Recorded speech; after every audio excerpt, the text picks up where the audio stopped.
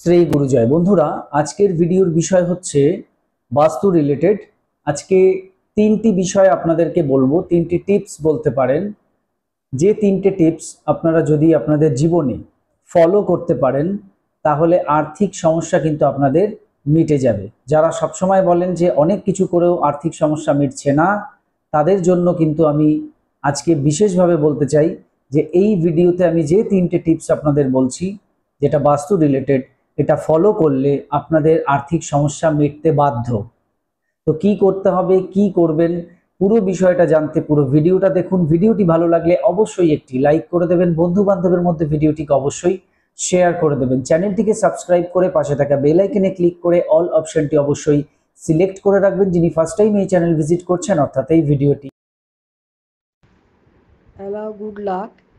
এই এঞ্জেল নাম্বারটি ব্যবহার করে আমার ছেলে অফিসে একটি রিওয়ার্ড পেয়েছে। এজন্য আমরা খুবই খুশি এবং গর্বিত। Thank you universe, thank you universe, thank you universe, thank you Mithun ভাই, থ্যাংক ইউ মিঠুন ভাই, থ্যাংক ইউ মিঠুন ভাই।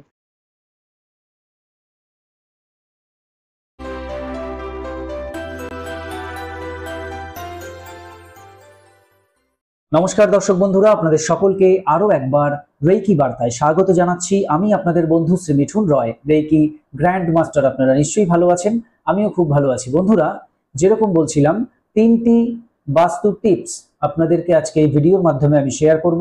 যে তিনটি বাস্তু টিপস আপনারা ফলো করলে আর্থিক সমস্যা সমাধান হতেই হবে। যারা সবসময় বলেন যে আর্থিক সমস্যা কোনোভাবেই সমাধান হচ্ছে না, তাদেরকে বিশেষভাবে বলবো এই তিনটে ফলো করে দেখুন। তিনটে টিপস অবশ্যই আপনাদের অবশ্যই আপনাদের আর্থিক যে বিষয় সমস্যা সেটা কিন্তু সমাধান হয়ে যাবে।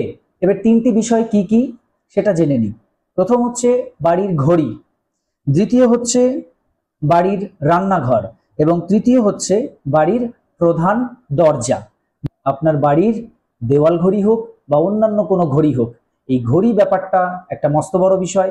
রান্নাঘর এবং তার সঙ্গে বাড়ির প্রধান দরজা, মেন এন্ট্রেন্স। তো এক এক করে বলি। প্রথম বলি ঘড়ির বিষয়। বাড়ির ঘড়ি, ঘড়ি সর্বদা পরিষ্কার রাখতে হবে।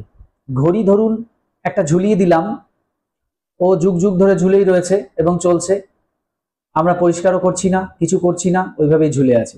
যখন দেখা যাচ্ছে বন্ধ হয়ে গেল, একটা ব্যাটারি খুলে লাগিয়ে দিয়ে তখন হয়তো একটু ঝাড়পোছ করে আবার লাগিয়ে রাখলাম না। আমরা যেরকম ডেলি খাবার খাই, থালা খাওয়ার পরে মেজে রাখি, এটা ডেলি আমরা করছি। তো তেমনি ঘর আমরা ডেলি ঝাড় দিচ্ছি, ঘর আমরা ডেলি মোছামুছি করছি। এরকম বহু জিনিস রয়েছে যেগুলো আমরা প্রত্যেকদিন করি। এইরকম ভাবে ঘড়িটাও আমাদের নজর রাখা উচিত। হাত ঘড়িটা মোটামুটি আমরা নজর রাখি, কিন্তু দেওয়াল ঘড়ি আমরা কখনোই নজর রাখি না, কিন্তু নজর রাখতে হবে। প্রতিদিন ঘড়ি নাবিয়ে নাবিয়ে পুছতে আমি বলছি না, মুছতে আমি বলছি না, সেটা সম্ভব না, পরে ভেঙে যেতে পারে, অনেকটা উঁচুতে রয়েছে, ঠিক আছে। কিন্তু মাঝে সাঝে আপনাকে চেষ্টা করতে হবে ওই দেওয়াল ঘড়িটিকেও পরিষ্কার পরিচ্ছন্ন করতে। কারণ সময়, ঘড়ি কি দেখায়? সময় দেখায়। তো আপনার সময় যে ভালো সেটা ঘড়িই দেখাবে, বুঝতে পেরেছেন? ঘড়ি যখন দেখবেন পিছিয়ে পড়ছে, স্লো হয়ে যাচ্ছে, বন্ধ হয়ে যাচ্ছে, ঘড়ির মধ্যে অত্যাধিক নোংরা, তো আপনার জীবনেও যে সময় রয়েছে সেটাও কিন্তু থেমে থেমে চলবে। আপনার যে ভালো সময় সেটা কিন্তু খারাপে কনভার্ট হয়ে যাবে, এটা বাস্তুশাস্ত্র বলছে। তো সেই জন্য ঘড়ির দিকে বিশেষ নজর রাখতে হবে। আর ঘড়ি, বাড়ির ঘড়ি বলুন, হাত ঘড়ি বলুন, মোবাইলের ঘড়ি বলুন, যাই বলুন, সেটাকে অন্তত মিনিমাম 5 মিনিট ফাস্ট করে রাখবেন। আমার বাড়ির ঘড়ি 20 মিনিট ফাস্ট আছে, আমার বাড়ির প্রত্যেকটা ঘড়ি 20 মিনিট ফাস্ট আছে। আমার মোবাইলের ঘড়ি বা আমাদের বাড়ি যতগুলো মোবাইল রয়েছে প্রত্যেকটা মোবাইল 5 মিনিট ফাস্ট আছে। আমি আপনাকে পরিষ্কার বলে দিলাম, আমার দেওয়াল ঘড়ি 20 মিনিট ফাস্ট, আর হাত ঘড়ি 5 মিনিট ফাস্ট, কারণ হাত ঘড়ি মোবাইলের সঙ্গে কানেক্টেড, বুঝতে পেরেছেন? তো এই ফাস্ট রাখার ব্যাপারটা থাকবে। আর কি আছে? ঘড়ি রাখবো আমরা পূর্ব দিকের দেওয়ালে এবং উত্তর দিকের দেওয়ালে। এই দুটো দেওয়াল হচ্ছে সবচাইতে বেস্ট। ঘড়ির মুখ কোন দিকে থাকবে, আমরা কি করব, এইসব দেখতে হবে না। ঘড়ি কোন দেওয়ালে টাঙাবেন, ঘড়িটা যে টাঙাচ্ছেন সেটা তো একটা দেওয়ালে টাঙাবেন, সেটা কোন দেওয়ালে? পূর্ব দিকের দেওয়ালে। আর উত্তর দিকের যে দেওয়াল ঘরের মধ্যে, সেরকম দেওয়ালে টাঙাবেন। দুই দেওয়ালেই দুটো ঘড়ি টাঙিয়ে দিতে বলছি না, যে কোনো দু দেওয়ালের মধ্যে এক দেওয়ালে আপনি ঘড়ি টাঙাবেন। ঘরের মধ্যে যদি আপনি পেন্ডুলাম ঘড়ি না রাখেন সবচাইতে ভালো। বেডরুমে বা এমনি হলে পেন্ডুলাম ঘড়ি, পেন্ডুলাম, সেটা যদি না রাখেন ভালো। একান্ত যদি আপনার খুব শখ পেন্ডুলাম ঘড়ি রাখার, তাহলে পেন্ডুলাম মেনটেন করতে হবে। মেনটেন মানে ঘড়ি চলছে অথচ পেন্ডুলাম চলছে না, পেন্ডুলাম দাঁড়িয়ে আছে, তাহলে এটা মেনটেন করা হলো না। ঘড়িও চলবে, পেন্ডুলামও দুলবে, সেইটা হচ্ছে মেনটেন করা। তো সেরকম মেনটেন করে যদি আপনি রাখতে চান, তাহলে একমাত্র দক্ষিণ দিকের দেওয়ালে ওই ঘড়ি টাঙাবেন। পেন্ডুলাম ঘড়ি সর্বদা দক্ষিণের দেওয়ালে রাখতে হবে, পূর্ব দিকের দেওয়ালে, উত্তর দিকের দেওয়ালে রাখলে হবে না, বা পশ্চিম দিকের দেওয়ালে রাখলে হবে না। আমি দুটো দিকে বললাম ঘড়ি টাঙাতে, সব ঘড়ি নর্মাল যে সমস্ত ঘড়ি আমরা দেওয়ালে লাগাই, সেটা পূর্ব দিকের দেওয়ালে লাগাবো বা উত্তর দিকের দেওয়ালে লাগাবো। আর লাস্ট অপশন পশ্চিম দিকের দেওয়ালেও লাগাতে পারি, সেটা লাস্ট অপশন। কিন্তু দক্ষিণের দেওয়ালে কখনোই ঘড়ি লাগাবো না। আর যদি দক্ষিণের দেওয়ালে ঘড়ি লাগাই, তাহলে সেটা পেন্ডুলাম ঘড়ি লাগাবো। পেন্ডুলামও চলবে, ঘড়িও চলবে। যদি পেন্ডুলাম দাঁড়িয়ে যায়, তৎক্ষণাৎ ব্যাটারি চেঞ্জ করুন। যদি আপনার দম দেওয়া ঘড়ি, তাহলে তৎক্ষণাৎ দম দিন, যাতে পেন্ডুলামটা দোলে, দাঁড়িয়ে যেন না যায়। আর যে কোনো ঘড়ি ঘরের মধ্যে যেন বন্ধ না হয়ে যায়, যদি বন্ধ হয় যত দ্রুত সম্ভব তাকে ঠিক করুন। আর যদি একান্ত আপনার মনে হচ্ছে ঘরে আমার অনেক ঘড়ি হয়ে গেছে, এত ঘড়ি আমি রেখে পারছি না, তাহলে ঘড়ি ব্যাটারি খুলে, বা ধরুন ব্যাটারি মানে বন্ধ হয়ে গেছে, ব্যাটারি শেষ, তো ব্যাটারিটা ফেলে দিন, ওই ঘড়ি প্যাকেট করুন, শোকেসের মধ্যে ভরে দিন, আলমারির মধ্যে ভরে দিন, ড্রয়ারে ভরে দিন, যেখানে খুশি ভরে দিন, যাতে ঘড়িটা দেখাই না যায়।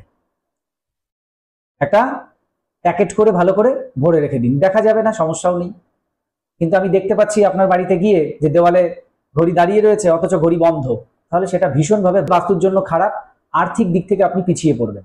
তাহলে ঘড়ির ব্যাপার বুঝেছেন। এবার হচ্ছে বাড়ির রান্নাঘর।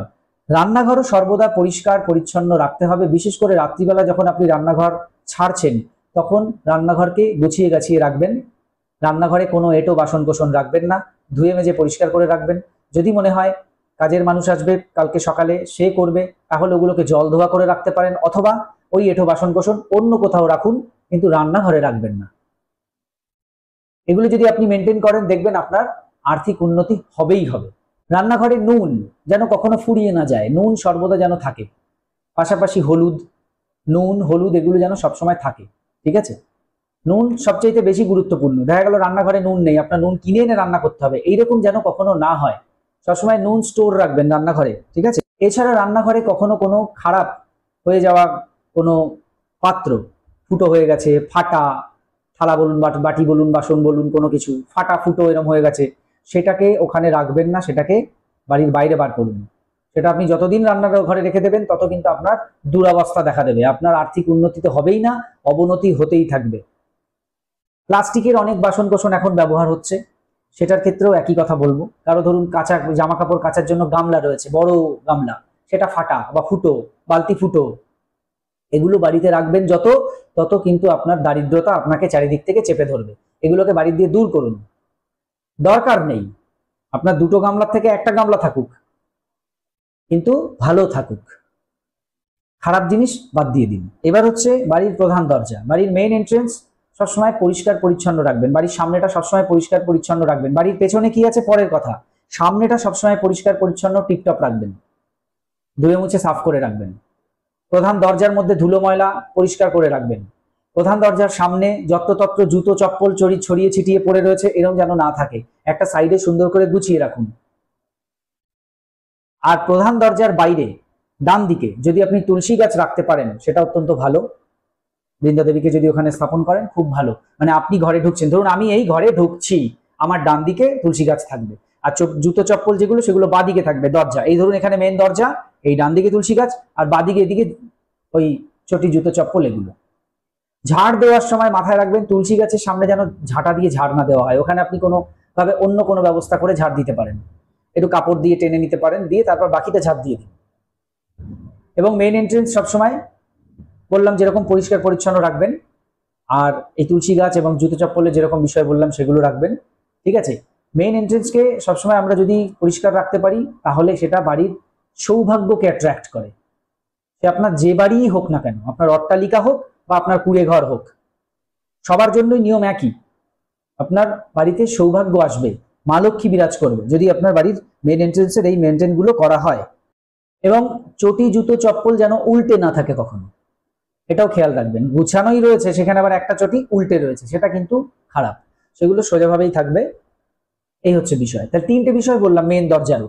তুলসী গাছ অপশনাল, যদি পারেন তো, না হলে হবে না। ফ্ল্যাটে হবে না, ফ্ল্যাটে তুলসী গাছ আমি বাইরে লাগাবো কোথায়, হবে না, বাদ দিয়ে দিন।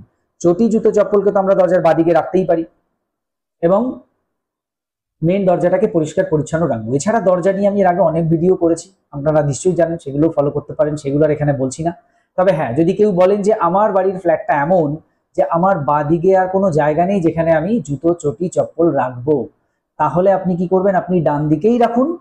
ফ্ল্যাটের কথা বলছি, এটা ফ্ল্যাটের কথা বলছি, ডান দিকেই রাখুন, কিন্তু এমন ভাবে রাখুন যাতে ওটা সামনের দিক থেকে আমরা দেখলে বুঝতে না পারবো যে ওখানে চটি জুতো চপ্পল রাখা আছে। অর্থাৎ কভার করা কোনো একটা কিছু একটা রাখুন, একটা প্লাই দিয়ে বা কিছু দিয়ে তৈরি করান, বা কিনতেও পাওয়া যায়, তার মধ্যে জুতো সাজিয়ে রাখুন, ঢাকা দিয়ে রাখুন, মানে ওটা দেখা যাবে না যে ওটার মধ্যে কি আছে, সেটা আমরা দেখতে পাবো না। সেইভাবে আপনি ডান দিকে রাখতে পারেন। আর যদিও দেখা যায় তাতেও বিশেষ কোনো সমস্যা নেই, সুন্দর করে গুছিয়ে রাখবেন। এবং বাড়ির মেন দরজার বাইরে আর একটা জিনিস মাথায় এলো, পা মোছা যেটা আমরা রাখি, সেটা কিন্তু বাড়ির মেন এন্ট্রেন্সের বাইরে রাখবেন, এবং সবুজ রঙের যদি রাখতে পারেন সেটা সবচাইতে ভালো, যেটায় পা মুছে আমরা ঘরের মধ্যে ঢুকবো। তাহলে এই 4টে বিষয় বললাম।